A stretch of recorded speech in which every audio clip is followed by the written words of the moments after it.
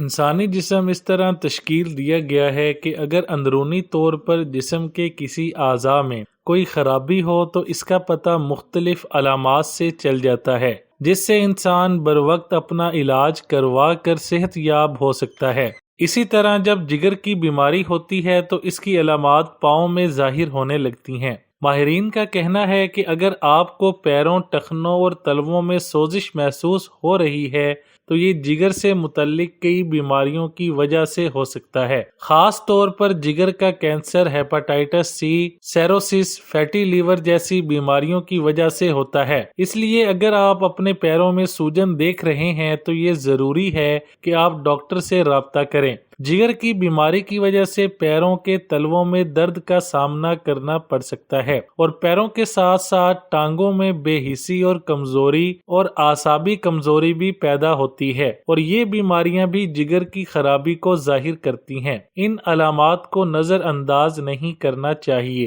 اور قابل طبیب سے اس کا معائنہ کروانا چاہیے۔ میٹھے سوڈے کا زیادہ استعمال جسم میں کاربن ڈائی آکسائیڈ گیس کی مقدار کو بڑھا دیتا ہے، براہ راست ہمارے پھیپھڑوں اور گردوں کو متاثر کرتا ہے۔ اس سے ہماری شریانوں میں ہوا کی زیادتی ہو جاتی ہے جو خون کی ترسیل کو متاثر کرتا ہے۔ سانس کے مسائل میں اضافہ ہونے لگتا ہے جس سے دم بھی گھٹ سکتا ہے۔ اس سے جسم میں تیزابیت بڑھ جاتی ہے جو بعد ازاں دل کے مسائل کی وجہ بنتی ہے۔ میٹھا سوڈا زیادہ استعمال کرنا اس لیے بھی نامناسب ہے کیونکہ اس سے پیشاب کی تیزابیت ختم ہو جاتی ہے جو گردے اور مثانے کی پتھری کا باعث بنتا ہے۔ اینیمیا میں مبتلا افراد اس کا استعمال تک کر دیں کیونکہ یہ خون کو پتلا کرنے کا باعث بنتا ہے۔ جلد پر زیادہ میٹھا سوڈا استعمال کرنے کی وجہ سے جلد کا پی ایچ لیول بگڑ جاتا ہے۔ ماہرین کے مطابق میٹھا سوڈا براہ راست جلد پر لگایا جائے تو یہ ہماری جلد کو داغدار بنا دیتا ہے اور ایکنی کی شکایت بڑھ جاتی ہے۔ مکڑی کاٹ لے تو کیا کیا جائے؟ مکڑا بظاہر ایک معمولی کیڑا تصور ہوتا ہے، لیکن اگر یہ کاٹ لے تو کافی تکلیف ہوتی ہے اور زہر کی وجہ سے جسم میں انفیکشن اور سوجن ہو جاتی ہے۔ آئیے آپ کو مکڑے کے کاٹنے کا آسان ترین علاج بتاتے ہیں۔ آپ کو چاہیے کہ متاثرہ حصے کو ہائیڈروجن پر آکسائڈ سے دھوئیں، لیکن ایسا کرنے سے قبل ڈنگ والی جگہ کو صابن سے دھو لیں۔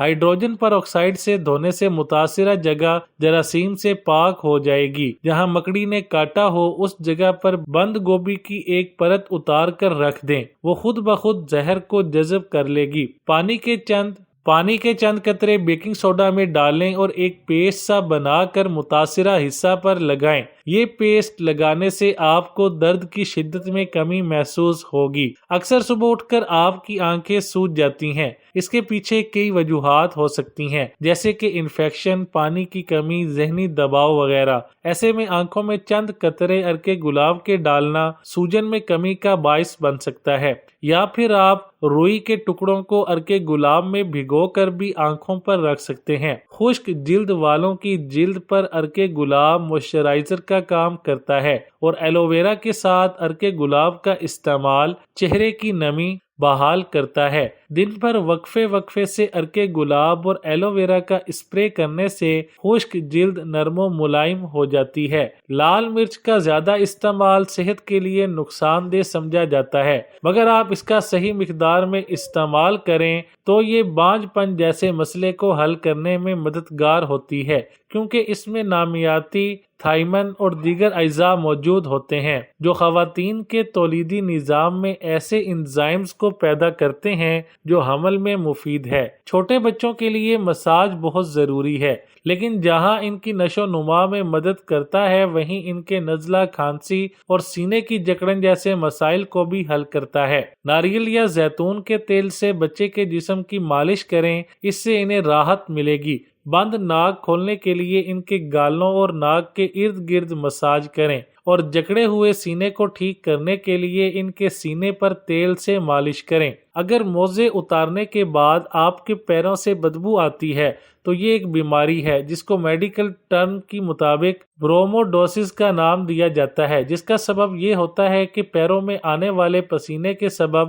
پیروں میں ایسے بیکٹیریا کی افزائش ہو جاتی ہے جو کہ بدبو پیدا کرنے کے باعث بنتے ہیں۔ اس کے علاوہ پسینہ آنا، ذہنی دباؤ، جوتوں کا ٹائٹ ہونا، ذیابیطس یا تھائرائیڈ غدود کی خرابی بھی پیروں میں بدبو کا باعث ہو سکتی ہے۔ پیروں کی بدبو دور کرنے کے آسان طریقے۔ پیروں کی بدبو دور کرنے اور شرمندگی سے بچنے کے لیے کچھ اقدامات مفید ثابت ہو سکتے ہیں جن کو کرنا آسان اور عام گھریلو اشیاء سے ہو سکتا ہے۔ پیروں کی صفائی ان کی بدبو دور کرنے میں اہم کردار ادا کر سکتی ہے، جس کے لیے ان کو اینٹی بیکٹیریل صابن سے دھونا، پیروں کو خشک رکھنا، روزانہ موزوں کو تبدیل کرنا، ناخنوں کو باقاعدگی سے تراشنا ضروری ہوتا ہے۔ اس کے علاوہ پیروں کی ایڑیوں وغیرہ کی مردہ کھال بھی بیکٹیریا کی افزائش کی ایک اہم جگہ ہوتی ہے، اس وجہ سے ان کو صاف کرنا بھی ضروری ہوتا ہے۔ اگر موزوں میں پسینہ آ جائے تو اس کی وجہ سے بیکٹیریا کے بننے کے امکانات بڑھ جاتے ہیں اور ان میں بو پیدا ہو جاتی ہے۔ اس وجہ سے جن افراد کے پیروں میں سے بدبو آتی ہے